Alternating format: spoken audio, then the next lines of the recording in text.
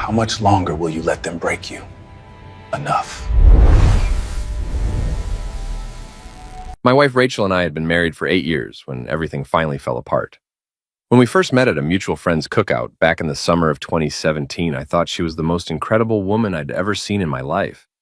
She had this infectious laugh that could light up an entire room, blonde hair that looked like liquid gold in the afternoon sunlight, and she seemed genuinely interested in getting to know me as a person. Not just surface-level small talk about the weather or work, but real questions about my life, my work, my thoughts on things, my hobbies and interests. I was a systems analyst at a mid-sized tech company called TechVision Solutions. Made decent money, around $80,000 a year, lived a pretty straightforward and stable life. Nothing fancy or glamorous, but stable and comfortable. She worked at a marketing agency called Lumina Creative and seemed ambitious, driven, full of creative ideas and boundless energy. We got engaged 9 months later after a whirlwind romance, and tied the knot the following August in a ceremony that was mostly attended by her friends and family. My parents flew in from Washington State where they'd retired, but they were pretty much the only representation from my side. Should have been a red flag, honestly, but I was too in love to notice. Looking back now with the clarity that only comes after everything falls apart completely, and you're left sorting through the wreckage, the warning signs were always there from the very beginning. I just chose to ignore them, because I was in love. Or at least I thought I was. It started small, the way these things always do in relationships. A comment here about my clothes not being quite right for one of her work events or parties. She'd suggest I change my shirt or wear different shoes, always framing it as helpful advice from someone who knew better. A joke there about how I was too boring to keep up with her lifestyle and her ambitious, successful friends. Little digs and jabs that I convinced myself were just playful teasing between spouses, the kind of thing all couples did. By year 3 of our marriage, those comments had gotten sharper, meaner, more frequent, and more public. She'd criticized my choice of car in front of people, a reliable 12-year-old Honda Civic that was completely paid off, saying it embarrassed her in front of her friends who all drove luxury vehicles like Mercedes and BMWs. She wanted me to lease something expensive and impressive, a brand new BMW or Mercedes that we honestly couldn't afford on our combined income. When I explained the financial reality and showed her the numbers, she'd accuse me of being cheap or not caring about how we looked to other people in our social circle. The financial stuff really escalated around that time too, becoming a constant source of tension. We had joint checking and savings accounts, which seemed completely normal and expected for a married couple trying to build a life together. But I started noticing money disappearing faster than it should have been based on our expenses. Our joint checking account would have thousands less than I expected based on our bills and normal expenses. I'd deposit my entire paycheck every 2 weeks, and within days there'd be unexplained charges for hundreds or thousands of dollars. Rachel always had an explanation ready whenever I asked. New work clothes that were required for her job and would help her get promoted to the next level. Client dinners that she needed to pay for up front and get reimbursed later through expense reports from her company. Necessary expenses that were investments in her career and our future together. I trusted her completely at that point in our marriage, so I didn't push too hard or demand to see receipts for everything she bought. What I didn't know at the time was that she'd maxed out several credit cards in her own name. Cards I had absolutely no idea existed until much later during the divorce discovery process. She was spending money like we were millionaires with unlimited resources while I was the one actually paying all our bills every single month without fail. The mortgage on our house in a nice neighborhood called Cedar Hills, all the groceries every week, utilities, internet, cable, her car lease for a white Mercedes SUV, everything came directly out of my paychecks, while her entire salary of around $70,000 a year seemed to vanish into designer handbags, weekly spa appointments, expensive dinners with her girlfriends, and shopping trips that she posted about constantly on Instagram to maintain her image. Our relationship had become something I didn't recognize anymore. We barely talked except when she needed money or wanted me to do something for her. Our bedroom had been dead for months, maybe close to a year. She'd push me away whenever I tried to initiate any kind of closeness, saying she was tired or stressed or not in the mood. But then I'd see her posts on social media, out at clubs with her friends until 3 in the morning, full of energy and life. Just not for me. Never for me anymore. I felt like a ghost in my own house, a walking ATM machine that occasionally got yelled at for not being interesting enough. But the real breaking point, the moment that changed absolutely everything, came 3 weeks before her 34th birthday last November. She told me about this dinner she was planning with her girlfriends at an upscale restaurant downtown called Bellamy's. Made it sound inclusive and welcoming, like I was genuinely invited as her husband, and not just an afterthought or obligation. She even touched my arm in that way she used to when we first started dating, back when her touch meant genuine affection, instead of a manipulation or a prelude to asking for money to buy something expensive. She said it would mean so much to her if I came, that she wanted me there to celebrate with her and her closest friends, that it wouldn't be the same without me. I said yes immediately because I was still trying desperately to save our marriage, still hoping against hope that we could somehow fix whatever had broken between us over the years. Then, exactly 2 weeks before the dinner, I came home early from work one afternoon. My job had flexible hours, which was one of the few actual perks I really appreciated and used regularly. As I walked into our house around 3 in the afternoon, I heard Rachel's voice drifting down from our bedroom upstairs. She was on the phone with someone, and they were laughing about something. I started walking toward the stairs to go up and say hello when I heard my name mentioned. Something in her tone, something sharp and mocking, made me stop dead in the hallway. "He actually thinks he's invited for real," Rachel said, her voice high and bright with genuine amusement, like properly invited, with food ordered for him and everything. "Can you believe it? He's so pathetic." A woman's voice crackled through the speaker, laughing along with her. I recognized it immediately as her sister Kelly. "Are you seriously going to let him just sit there with nothing to eat?" "God, no," Rachel laughed even harder. "Can you imagine? He'd probably order the cheapest thing on the entire menu and still somehow find a way to make it awkward and embarrassing for everyone at the table. No, I think it'll be much funnier if he just sits there with an empty plate in front of him while we all eat. Let him figure it out on his own." "Rachel, that's genuinely cruel," Kelly said. But she was laughing too, clearly entertained. Not disapproving at all, just amused by the whole idea. "That's exactly the point," my wife replied, still giggling like a teenager planning a prank. "I want to see how long he'll just sit there, taking it before he says something or leaves an embarrassment. It'll be absolutely hilarious to watch him squirm." I stood there, completely frozen in my own hallway, listening to the woman I'd married plot my deliberate humiliation like it was some kind of entertaining game for her amusement. And something inside me shifted fundamentally. Not broke exactly, because I've been breaking for a while now, piece by piece. Every time she dismissed me or spent money without asking, or made me feel like I wasn't good enough for her fancy lifestyle. This was different. This was absolute clarity, cutting through years of fog and confusion. Finally, after years of second-guessing myself and wondering if I was being too sensitive or reading too much into things or just imagining problems that weren't there, I knew exactly who Rachel truly was underneath the beautiful exterior. There was no love there, no respect, not even basic human decency.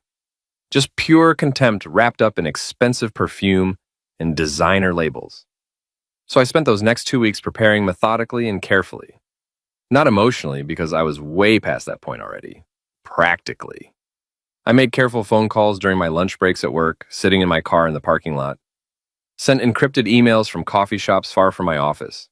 Scheduled meetings with people who specialized in making problems disappear cleanly and legally. I moved money around between accounts, separating joint funds into individual accounts at different banks. Secured important documents like our marriage certificate, tax returns from the past 7 years, bank statements, and credit card records.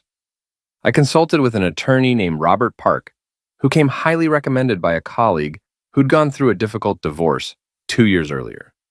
Robert was sharp, professional, and understood exactly what I needed. I gathered evidence of Rachel's spending patterns over the years, printed out her credit card statements that I had access to as a joint account holder, took screenshots of her fraudulent expense reports at work that I'd accidentally stumbled across months earlier when she'd left her laptop open on the kitchen counter while she was in the shower. I'd seen emails between her and her boss discussing expense reports, and something had seemed off. When I looked closer, I realized she was submitting personal dinners as client meetings, shopping trips as business travel, spa days as team-building events. I'd been holding onto that information for 6 months, hoping desperately that I'd never actually need to use it. Hope dies slowly at first, then all at once in a rush. I also did something else during those 2 weeks. I started documenting everything about our marriage in a detailed timeline. Every instance of her contempt, every major purchase she'd made without consulting me, every time she'd lied about where money went. I wrote it all down with dates and amounts. It was therapeutic in a way, seeing it all laid out in black and white. The pattern was undeniable. The night of the birthday dinner finally arrived. The restaurant was called Bellamy's, one of those places where silence itself has a price tag and every single clink of silverware sounds like a small announcement of your net worth to everyone around you. The kind of place with leather-bound menus without prices listed, where the waiters speak in hushed tones and the lighting is deliberately dim and romantic, where you needed a reservation weeks in advance and the wine list read like a mortgage payment. Rachel and her crew were already seated at a large round table near the windows with a view of the city when I arrived right on time. At 7:30, her sister Kelly was there, dressed in something designer that probably cost $3,000, all sharp angles and judgment. Her friend Amanda, who ran some Instagram lifestyle brand called Body Bliss, and posted photos of her bum in leggings for a living, claiming to inspire women while really just selling detox teas that had put people in the hospital. Teresa, the divorce attorney who'd been married 4 different times and treated relationships like billable hours, always calculating costs and benefits with cold precision.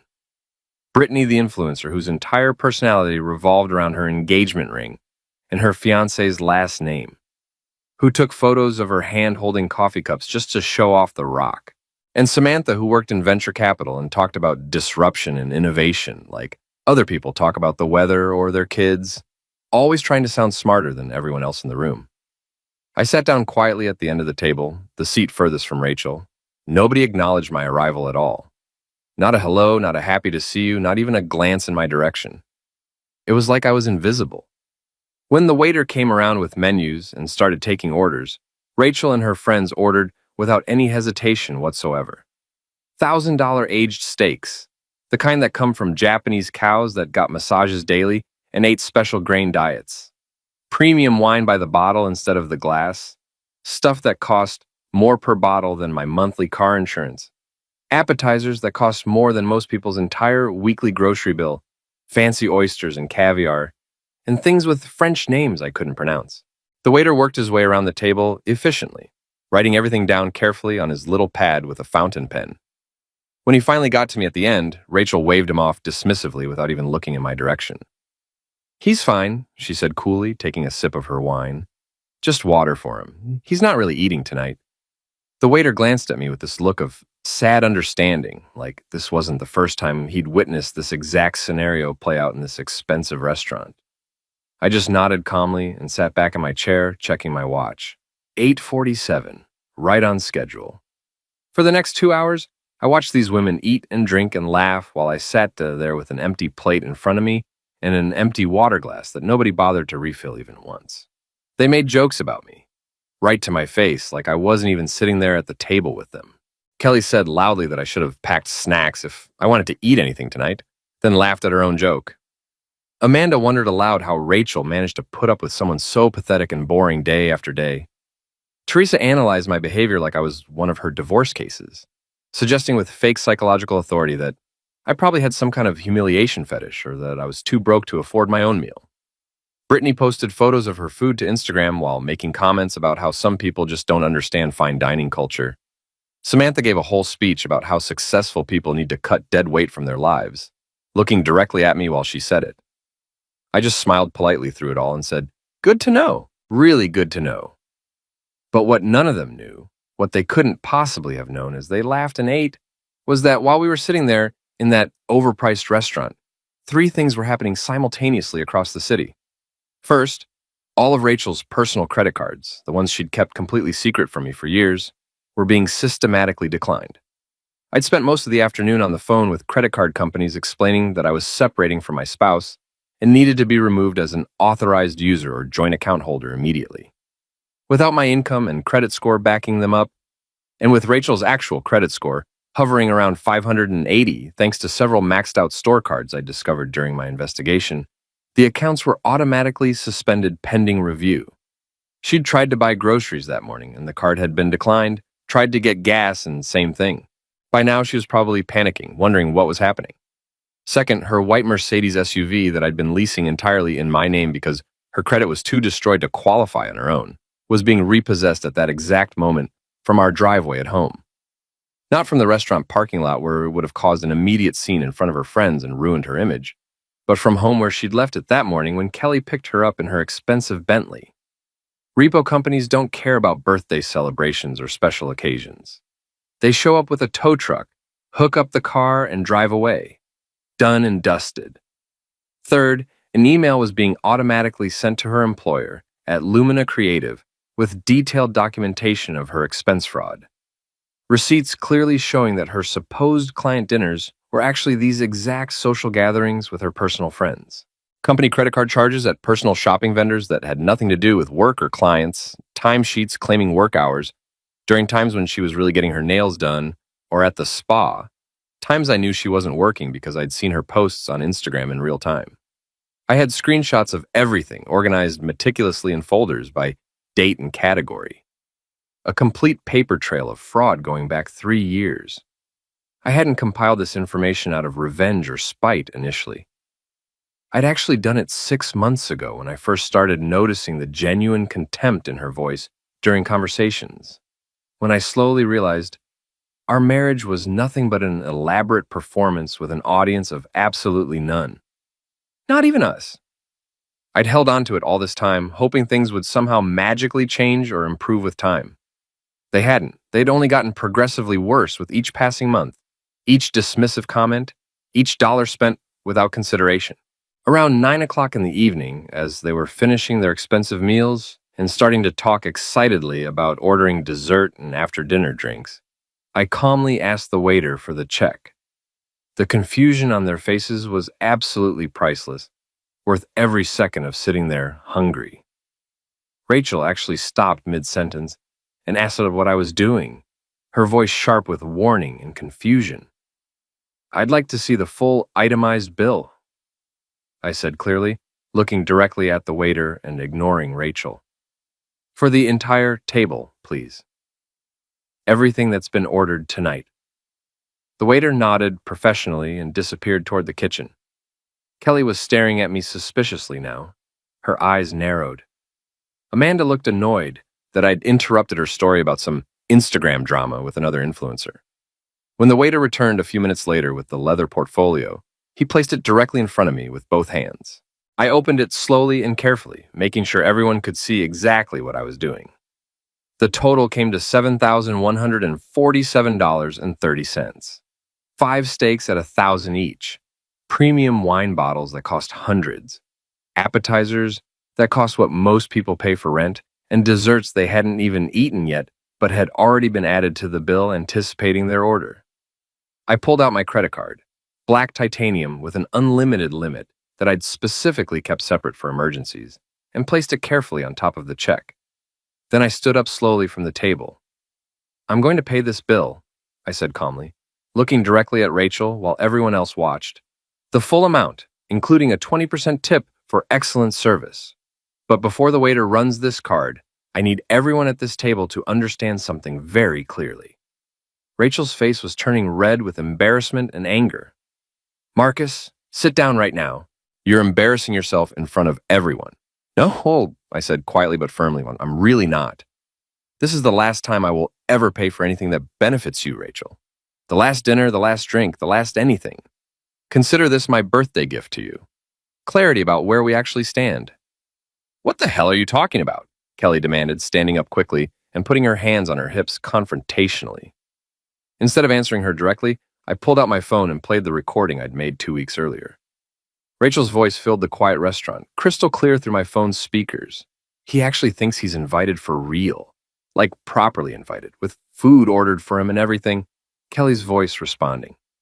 Rachel laughing about how it would be funnier to just let me sit there with nothing. Kelly saying it was cruel. Rachel saying that was exactly the point, that she wanted to watch me suffer and squirm. The silence after that recording ended was absolutely profound and heavy. Every nearby table had gone completely quiet, other diners watching our drama unfold like it was dinner theater they'd paid to see. Rachel's face went completely white, then flushed deep red with anger and humiliation. Kelly looked like she'd been physically slapped hard across the face. The rest of the table just sat frozen forks suspended in midair, mouths hanging open in shock. So yes, I continued calmly, putting my phone back in my pocket. I'll pay for your birthday dinner, every ridiculous, overpriced bite of it. Consider it compensation for the show you put on for your friends at my expense. But we're done here. Completely and totally done. I looked at the waiter who was standing there awkwardly and said, "Run the card, please, and add another $1,000 to the tip. You've earned it dealing with this table all night long." Then I turned and walked out of Bellamy's, out into the cool November evening air that felt like freedom, and I didn't look back even once. Behind me, I could hear Rachel calling my name desperately, could hear Kelly's voice rising in fury, could hear the entire table erupting in complete chaos and shouting. But I was already gone, walking toward my car 3 blocks away where I deliberately parked to give myself space and an easy exit. The next few weeks were an absolute blur of legal maneuvering and controlled demolition of our shared life together. The divorce papers were filed the very next day by Robert Park at 9 in the morning. Rachel was served at Kelly's apartment, where she'd been staying, and according to Robert's process server, she started screaming the moment she saw the official papers. Kelly had to physically restrain her from attacking the poor guy who had to literally run out of there to avoid being attacked and possibly having to call the police. But Rachel wasn't going down without putting up a massive public fight on social media. She took to Instagram and Facebook with absolute vengeance, posting long emotional captions about how I'd financially misused her for years, how I'd cut her off without warning, how I'd abandoned her when she needed me most. She created a fundraising page called Help Rachel Start Over After Misuse, asking for donations to help her rebuild her life, claiming I'd left her completely destitute and unable to afford basic necessities like food and shelter. The description was a masterpiece of manipulation, talking about how I'd canceled all her credit cards without warning, had her car repossessed while she slept, left her unable to buy groceries or get to work. It was all technically true, but completely stripped of context about why those things had happened and what she'd done. Within 24 hours, she'd raised over $4,000 from complete strangers who believed her story without asking a single question or wanting to see any evidence. Her Instagram post got thousands of likes and hundreds of comments from people calling me a monster and misuser, a coward, telling her to stay strong and that she deserved so much better than me. Her friends were sharing and amplifying her posts, adding their own commentary about what a terrible person I was. I watched it all unfold from my hotel room, where I'd checked in immediately after the dinner, refusing to engage or defend myself publicly. My lawyer, Robert, had advised complete silence on social media, saying anything I posted could be used against me. She even claimed she was pregnant at one point during this chaos, sent me a text message in all caps saying we needed to talk about the baby immediately, that I couldn't just abandon my child. But we hadn't been intimate in over 4 months, maybe closer to 5, and I had evidence of that in the form of her own complaints to friends about our dead bedroom that I'd seen in text messages. When I called her bluff through my attorney and told her I wanted a blood test from a doctor and paternity verification through the courts, demanding actual medical proof of pregnancy, the pregnancy claim quietly disappeared from her narrative entirely within 48 hours. She never mentioned it again publicly or privately. It had been a desperate manipulation attempt. The truth eventually started coming out despite her aggressive social media campaign painting me as the villain. The investigation into her expense fraud at Lumina Creative revealed she'd stolen over $43,000 from her employer over 3 years of systematic fraud.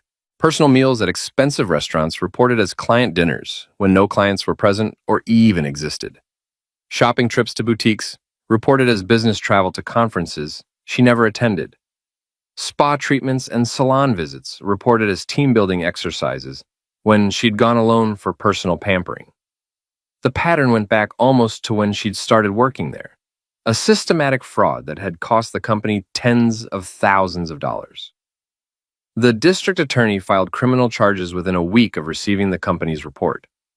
Embezzlement and filing false documents, both felonies given the amount involved and the duration of the systematic fraud. She was arrested on a Tuesday morning at Kelly's apartment, where she was still staying. Fingerprinted, photographed, booked. The whole humiliating process that she'd never experienced before.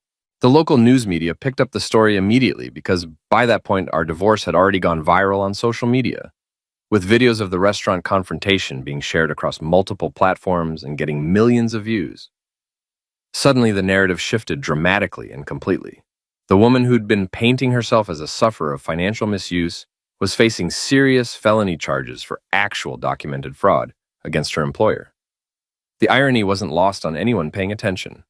Her fundraising page got shut down for terms of service violations after hundreds of people started reporting it once the fraud charges became public knowledge. All the donations were refunded automatically by the platform. Her social media accounts went private or disappeared entirely within days as the comments turned viciously against her from the same people who'd supported her initially. The court of public opinion, which had been solidly on her side initially based on her posts, turned against her almost overnight once the actual evidence came out. Not that it mattered much to me anymore by that point.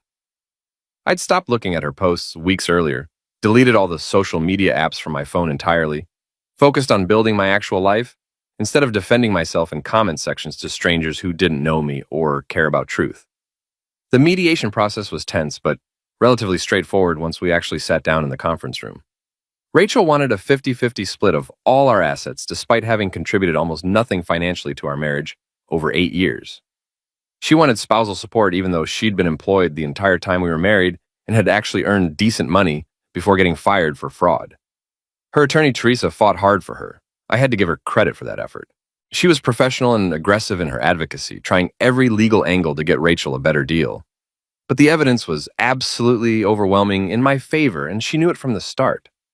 Bank statements clearly showing I'd paid every single bill for 8 years straight without exception. Recordings proving her contempt and planned cruelty toward me. Documentation of her secret credit card debt totaling over $60,000 that I'd had no idea existed until discovery.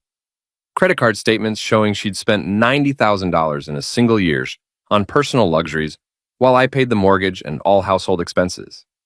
The timeline I'd created showing when I'd discovered the fraud versus when I'd filed for divorce, proving these were separate decisions made for legitimate, separate reasons, not revenge or retaliation.